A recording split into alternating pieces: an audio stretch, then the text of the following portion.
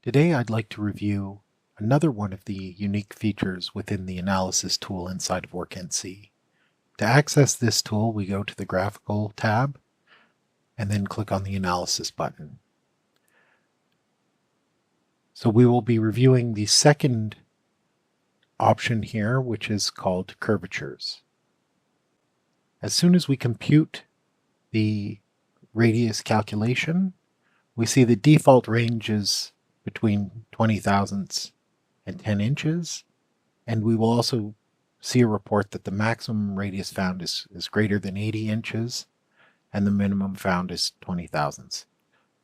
So WorkNC is literally looking at any possible size radius, whether it's reasonable or not.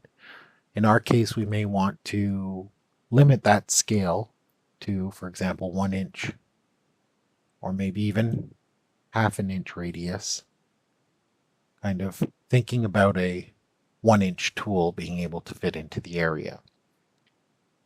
So we can definitely make an adjustment here, or we could adjust our lower range, for example, to 0.450. And here we can see only rads in the 450 to 500 thousandths range. Going back to a lower limit here, we see all sizes of rads. We also have a checkbox that says highlight. This will do an adjustment so that if we see values below this, they will be red. So we can make this maybe a bit more reasonable of a value, 1/4 inch.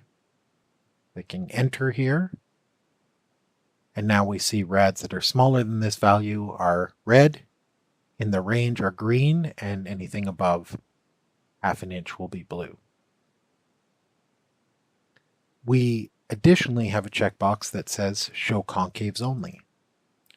In other words, we only are concerned about radiuses that are concave. Convex radiuses can be machined with a wider variety of tools, where a concave or inside radius can only be machined by the tool that will fit into that area. Now, beyond all the information that we see within this menu here, we can also click onto a radius and it will report back to us what that size is. So you can see many of these are 234, but this one would be different at 351. So it's within the range. And then these are below.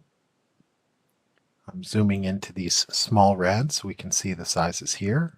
And we can also see that this will report to us radii that are not highlighted. They don't have to be highlighted. They don't have to be convex. Any radius will have a value assigned to it that we can see simply by clicking on it.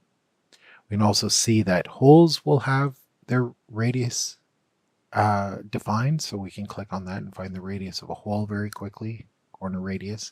It doesn't have to be from the top down. Zooming out, we can also look at these larger holes. However, they have a surface cover, which we can see when we close this menu, and that's what's preventing us from getting the measurement. So in that case, we simply have to rotate the part upside down, click on the feature, and we will see the radius. This is an extremely helpful tool for us. It allows us to quickly identify areas that will need a small cutter and strategize on how we will be machining this project. I hope that this is a very helpful tutorial for you, and thank you for your attention.